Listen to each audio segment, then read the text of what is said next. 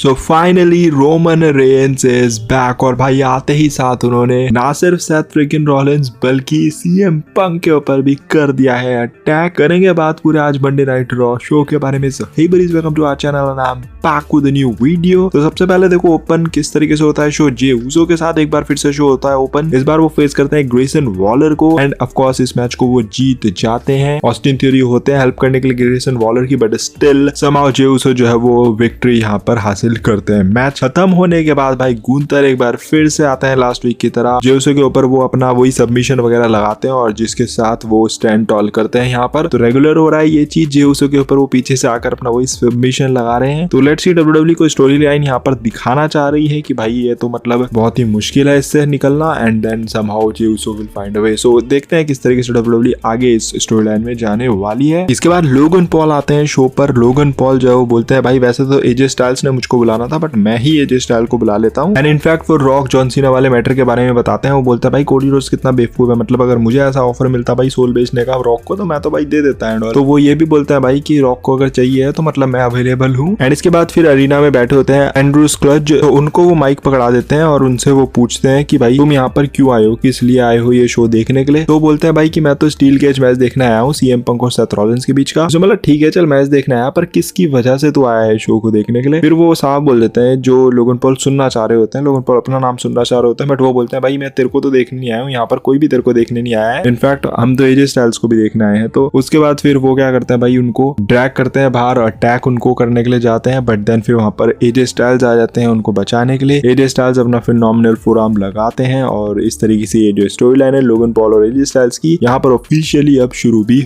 हो जाती है। तो देखते हैं कमिंग वीक्स में डब्ल्यूडब्ल्यूई किस तरीके से स्टोरी लाइन को चलाने वाली है। एंड हाँ एक स्टोरी लाइन है जिसके लिए ये मैं एक्साइटेड हूँ थोड़ा अभी भी। End of course Logan Paul जहाँ होता है भाई मुझे मतलब मजा आता है, वो एंटरटेनमेंट करता है चाहे जो मर्जी बोल लो आप। तो देखते हैं आगे किस तरीके से डब्ल्यूडब्ल्यूई इसको बुक करने वाली है। और इसके बाद न्यू डेज का मैच होता है एलडब्ल्यूओ के Rey Mysterio and Dragon Lee के साथ। अब यहाँ पर पहले तो भाई होता ही है कि मैच चल रहा होता है बट कोई मास्क मैन आता है बीच में, मतलब मास्क पहनकर कोई बंदा आता है और वो अटैक कर देता है भाई रे मिस्टीरियो और ड्रैगन ली के ऊपर। और उसको देखकर साफ साफ लग रहा था कि भाई ये तो अपना चैट गेबल ही है। और इनफैक्ट चैट गेबल की तरह उसने वो जो दोनों फिंगर ऊपर करता है वो भी क्या चैट गेबल वाला उसने फिनिशर भी लगाया। तो मतलब सारा कुछ उसने दिखा दिया कि भाई वही है चैट गेबल। एंड इसका फायदा न्यू डेज को मिलता है, वो विक्ट्री हासिल करती है ओवर एलडब्ल्यूओ। अब बैक स्टेज में होता ही है एक सेगमेंट में जहाँ पर जो इंटरव्यूअर होती है कैथी कैली वो पूछती है चैट गेबल से कि भाई वो जो अटैक किया था वो तुम्ही ने किया था ना, तो क्यों किया था बताओ। तो वो बोलता है वो मैंने नहीं करा था, वो मैं नहीं था, वो तो कोई और बंदा था मास में। तो कैथी कैली बोलती है यार तेरे जैसे कपड़े पहने हुए थे, मतलब सारा कुछ तुम्हारे जैसे स्ट्रक्चर वगैरह था, तो तुम नहीं हो, मतलब ये क्या बोल रहे हो, तुम ही तो हो। उसके बाद होता ये कि वहां से कोई बंदा जा रहा होता है सिमिलर वैसे ही जिसने मास्क वास्क पहना हुआ है और सिक्योरिटी उसको पकड़कर लेकर जा रही है। उसके बाद चैट गेबल उसकी तरफ देख के मतलब इशारा सा कर देता है कि देख मतलब कि वो मैं नहीं था, वो कोई और था। इनफैक्ट वो लास्ट में ये भी बोलते हैं कि भाई यहाँ की जो न्यूयॉर्क की सिक्योरिटी है वो तो भाई मतलब बेकार ही है। अब ये चीज उनको दिखाई बट हाँ जो वो अटैक करने के लिए आया था वो चैट गेबल ही था भाई। तो ये माइंड गेम यहाँ पर खेले जा रहे हैं भाई चैट गेबल की तरफ से। इंटरेस्टिंग है, लेट्स सी डब्ल्यूडब्ल्यूई आगे किस तरीके से दिखाती है। हालांकि वो जो अटैक था वो चैट गेबल ही का था, तो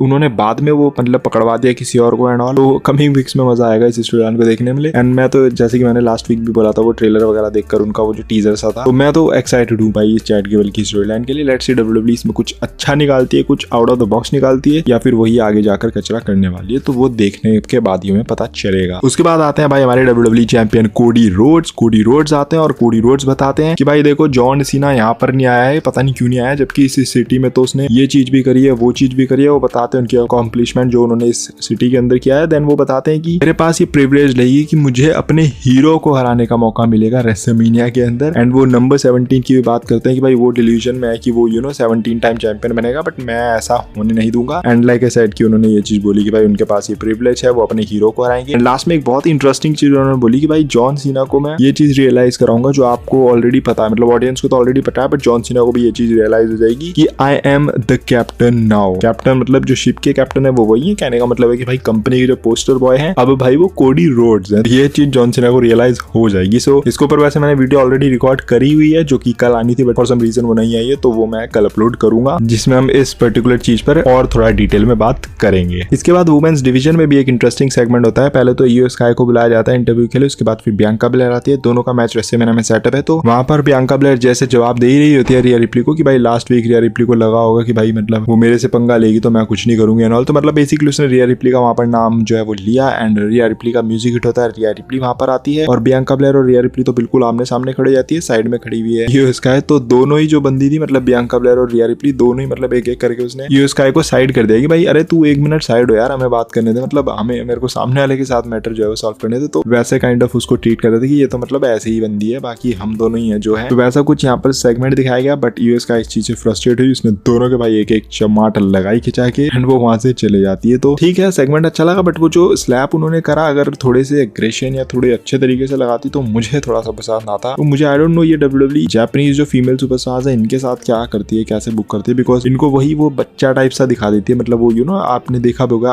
आस्का को डब्ल्यूडब्ल्यूई बाद में कैसे ट्रीट करने लगी थी, वो हंस रही है चिल्ला रही है और बिना मतलब के। यहाँ पर यूएस के साथ भी ऐसा ही सा कर रहे हैं कि वैसा सा कैरेक्टर उसको दे रखा है। वो मतलब जब उसने उसको स्लैप भी करा दोनों को तो उसके बाद वहाँ उछल रही है लाइक जैसे छोटे बच्चे नहीं करते वैसे। तो मुझे ये चीज अच्छी नहीं लगी। मतलब अगर वो स्लैप करती दोनों को और थोड़े अच्छे मूड के साथ करती, थोड़ा सा सीरियसनेस के साथ करती तो मुझे तब ज्यादा मजा आता। बट हाँ स्टोरी लाइन जिस तरीके से क्रिएट करी है वो ठीक है। ये ट्रिपल थ्रेड मैच बनेगा ऑब्वियसली रेसलमेनिया में, तो लेट्स सी डब्ल्यूडब्ल्यूई इस तरीके से इस मैच को सेटअप करने वाली है। अब इसके बाद था main event Seth freaking Rollins versus CM Punk inside steel cage. यहाँ पर मैच शुरू हुआ एंड शुरू में ही भाई जो है वो दोनों ने दिखा दिया कि भाई दोनों को स्केप तो नहीं करना है, कोई भी दोनों में से स्टील केज को छोड़ के बाहर नहीं जाने वाला था। बिकॉज आपको पता है स्टिपुलेशन जो स्टील केज की होती है, जो भी बाहर चला गया वो जीत गया। बट दोनों चाहते ही नहीं थे भाई बाहर जाना, दोनों चाह रहे थे भाई सामने वाले को जो है वो ढंग से फोड़ देंगे कि रेसलमेनिया में अवेलेबल ही नहीं होगा। तो दोनों एक दूसरे को मार रहे हैं। उसके बाद लास्ट में भी ऐसा हुआ कि भाई दोनों एक दूसरे के ऊपर फिनिशर्स लगा रहे हैं, एक दूसरे के फिनिशर्स भी लोग दोनों लगा रहे हैं। बट देन किक आउट पे किक आउट, किक आउट पे किक आउट यही होता रहा। बट देन फिर एक मोमेंट आता है जिस वक्त सेथ रॉलिंस मतलब दरवाजा भी खुला होता है, सेथ रॉलिंस दरवाजे से अंदर की साइड ही बैठे होते हैं, बट वहां पर भाई क्राउड जो है वो चिल्लाने लग जाता है बहुत जोर से। एंड वहां से रियलाइज हो ही गया था क्योंकि लास्ट वीक अगर आपने रिव्यू वीडियो देखी होगी रॉ की तो मैंने बता दिया था आपको कि कौन आने वाला है इस हफ्ते गारंटीड। रोमन रेंज भाई वहां पर सेथ रॉलिंस को पीछे खींच लेते हैं, उनको रिंग से बाहर फेंक देते हैं। एंड इसी के साथ पहले तो सेथ रॉलिंस जो है वो ऑफिशियली मैच को जीत जाता है बिकॉज रिंग से बाहर वो चला गया। एंड उसके बाद फिर रोमन रेंज ने भाई सुपरमैन पंच लगाया, स्पेयर लगाया और इंटरेस्टिंगली भाई कर्ब स्टॉम्प भी लगाया सेथ रॉलिंस के ऊपर। एंड वो एक इंटरेस्टिंग चीज नोट करते हैं कि भाई उनके जो वाइस मैन है पॉल हेमन है वो अंदर सीएम पंक को भाई मतलब उठा रहे हैं, उसकी हेल्प कर रहे हैं ऑल। और ये चीज को देखकर भाई रोमन रेंज पूरी तरीके से सरप्राइज कि भाई ये मेरा वाइस मैन क्या कर रहा है। बट बोलते हैं चल ठीक है, वो अंदर जाते हैं एंड भाई वहां पर वो सीएम पंक को स्टील केज पे मारते हैं दोनों ही तरफ और उसके बाद लगा देते हैं उनके ऊपर स्पेयर। तो इसी तरीके से ये जो स्टोरी लाइन है ट्रिपल थ्रेड मैच जिसकी हम बात कर रहे थे रेसलमेनिया में वो ऑफिशियली स्टार्ट हो चुका है। एंड रोमन रेंज की रिटर्न के बारे में मैंने लास्ट वीक रिव्यू वीडियो में ही बता दिया था तुमको कि ये मैच जैसे ही सेटअप हुआ है तो मैंने तुमको बताया था कि भाई नेक्स्ट वीक ये मैच जो सेटअप है ये इसीलिए है कि ताकि रोमन रेंज की रिटर्न हो सके एंड वहां पर जो है वो तीनों के बीच में स्टार्ट हो सके चीज। तो वही चीज यहाँ पर हो चुकी है। तो इसलिए बोलता हूँ भाई रिव्यू वीडियो देखा करो क्योंकि मैं तुम्हें आगे की भी चीजें कुछ बता देता हूँ उस रिव्यू के बीच में स्टोरी लाइन के हिसाब से। तो रोमन रेंज की रिटर्न हो चुकी है। ट्रिपल थ्रेड जो मैच बनने वाला है रेसलमेनिया में जो मेन इवेंट भी होने वाला है एक्चुअली में, मतलब आई डोंट नो किस नाइट की मेन इवेंट होगा भी या नहीं होगा क्योंकि सेकंड नाइट की तो कोडी रोड्स और जॉन सीना की मेन इवेंट होगी, बट फर्स्ट नाइट की पॉसिबली ये मैच हो सकता है। एंड मेरे हिसाब से होना भी चाहिए बिकॉज अगर आप वैसे देखोगे मतलब कौन से बड़े मैचेस है उसके हिसाब से तो रोमन रेंज, सेथ रॉलिंस और सीएम पंक तीनों ही बहुत बड़े सुपरस्टार्स है। तो इनका मैच तो नाइट 1 में मेन इवेंट करना ही चाहिए। नाइट 2 के लिए तो आपके पास है ही जॉन सीना कोडी रोड्स का। तो मेरे हिसाब से तो ये दोनों मैचेस डिजर्व करते हैं और स्टोरी लाइन में भाई मजा आ चुका है। अब सीएम पंक नेक्स्ट वीक बोलेगा कि भाई मेरे को क्यों तोड़ा भाई तूने, तो फिर सीएम पंक भी फिर अपनी तरफ से चीजें करेगा, फिर एक ट्रिपल थ्रेड स्टिपुलेशन बनेगी, एक दूसरे को मार रहे हैं तीनों एंड मजा आएगा इस मैच में। बट हाँ ये है कि ऐसे मैचेस में जो विनर होता है उसका कोई ज्यादा कोई मेरे हिसाब से वो नहीं होती है लाइक, क्योंकि क्या होता है कि एडवांटेज कोई भी ले लेता है, कोई भी मतलब किसी के ऊपर अटैक कर रहा है, पीछे से बंदा आया उसने भाई इधर उधर को धकेल के और उसने पिन ले लिया। तो कहने का मतलब है कि कोई भी जीत जाता है, तीनों में से कोई भी जीत जाता है। कई बार ऐसा भी हो जाता है कि जो सबसे हल्का सुपरस्टार होता है तीनों में से वो जीत जाता है। तो ट्रिपल थ्रेड का थोड़ा सा बस ये होता है 1-on-1 में एक्चुअली में पता चल पाता है कौन बेटर है, बट ट्रिपल थ्रेड में कोई भी जीत पाता है। तो ये एक थोड़ी सी वो चीज है। बट हाँ ट्रिपल थ्रेड मैचेस एंटरटेनिंग तो बहुत ज्यादा होते हैं और मुझे तो मजा आ रहा है ये ट्रिपल थ्रेड देखकर। जिस तरीके से स्टोरी लाइन स्टार्ट हुई है, जिस तरीके से रोमन रेंज की रिटर्न हुई है, तो एक्साइटमेंट तो आई है डेफिनेटली। और रेसलमेनिया को लेकर भाई दिन पर दिन एक्साइटमेंट बढ़ रही है जो पहले नहीं आ रही थी। मतलब वो जो एलिमिनेशन चेंबर में जो चीजें हुई उसके बाद से भी जो रॉ स्मैकडाउन जो शो देख रहे हैं हर शो में कुछ ना कुछ सरप्राइज या कुछ ना कुछ शॉक देखने को मिल रहा है पिछले 3 शो से। मतलब यूएस स्काई का लास्ट वीक जीतना, उसके बाद फिर एलए नाइट का यूएस चैंपियन बनना स्मैकडाउन में, और अब फिर इस हफ्ते रोमन रेंज का रिटर्न करना। तो हर हफ्ते भाई सरप्राइजेस पे सरप्राइजेस आ रहे हैं। अगले हफ्ते क्या सरप्राइज है? वैसे अगले हफ्ते तो और इंटरेस्टिंग चीज है क्योंकि John Cena and Cody Rhodes finally face of दोनों का देखने को मिलने वाला है। दोनों ही एक बिल्डिंग में देखने को मिलेंगे तो भाई मजा आएगा नेक्स्ट वीक भी देखने में। एंड जॉन सीना को देखने के लिए तो भाई इतनी एक्साइटमेंट हो रही है ना कि भाई वो कैसे आएगा, क्या उसका अटायर होगा, रिंग क्या उसका प्रोमो होगा, किस तरीके से प्रोमो होगा, क्या उसका एंट्रेंस म्यूजिक वीक होगा भाई,